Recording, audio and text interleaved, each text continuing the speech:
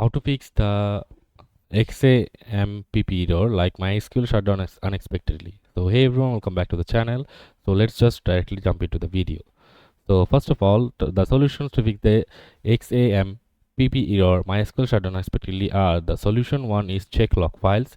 The SQL MyError log is available resource of dynamic issues in XAMPP. Navigate to the logs option of MySQL, click on it, and then click on the MySQL/error.log option and look for an in your messages or warning proceeding the unexpected shutdown. These messages can provide insights into what might have caused the XAMPP MySQL error issue, such as failed queries, configuration error, or resources limitations. So you can see the errors from here. And after that, you have the solution.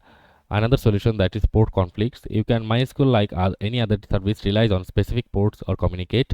A common issue of MySQL won't start XAMPP is a port conflict with another application. In XAMPP, MySQL typically listens to on port 3306 by default.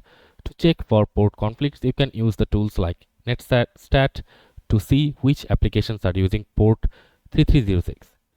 So if a conflict exists, you can change the MySQL port in the XAMPP/MySQL/bin/my.ini configuration file, as you can see from here. So that's it for this video. See you on the next one, guys.